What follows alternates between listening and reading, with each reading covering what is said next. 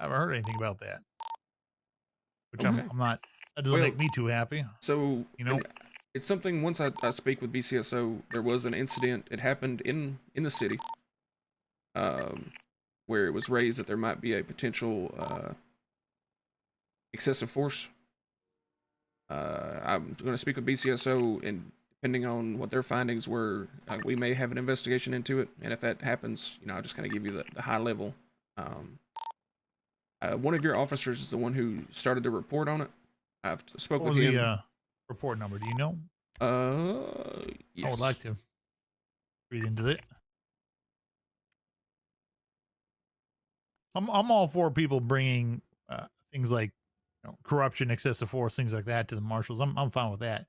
But at the same time, they should be bringing it to their command so it can be addressed. Well, let me just front this with, he brought it up to us after we had been contacted by another party, and he just also said, yeah, I did not think this was okay as well. So he didn't come to us directly and go, hey, this is a problem.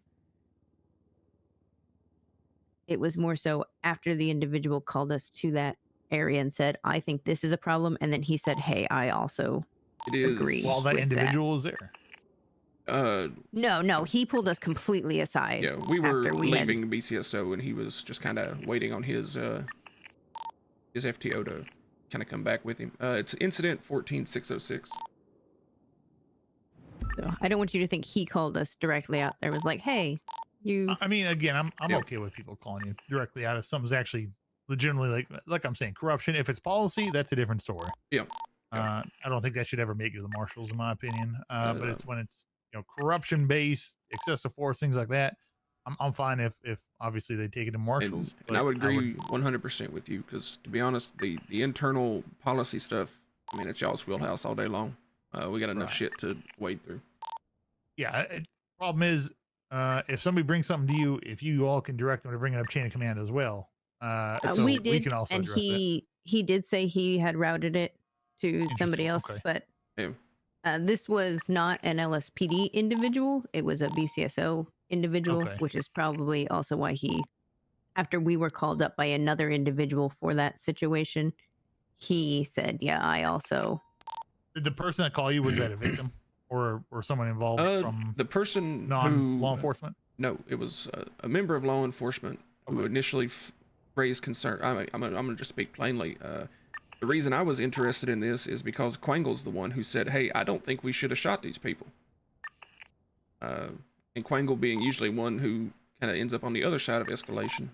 The long and short of it, 2 BCSO using Class 2 weapons gunned down 2 people in a vehicle.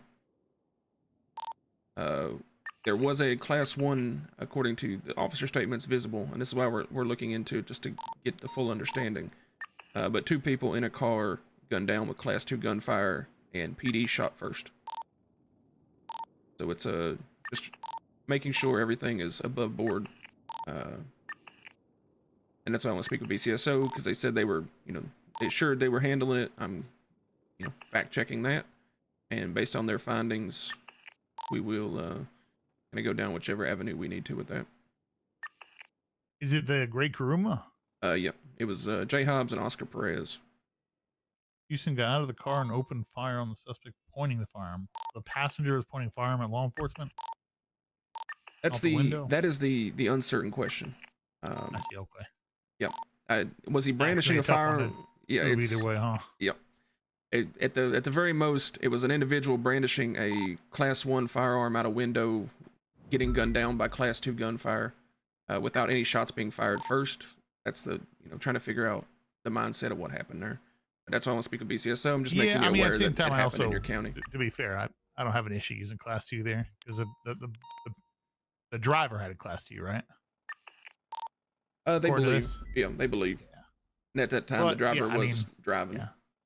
I mean, they were found with a Class 2, so technically yes, but they were arrested for the situation. So yes, we know he did have a Class 2 on him, but it is gray if they knew prior to that he had a Class 2. That's why we're gonna just dig through it and make sure, because I know the 2 that were shot down are very very upset with the situation, and it just making sure everyone's protected here, and things were done properly. And just because this happened in Los Santos, just want to make you aware of that there might be an investigation pending what the findings already have been. Yeah, you're gonna bring me in the loop for the findings. Yes, sir. Perfect. Be happy to. Right.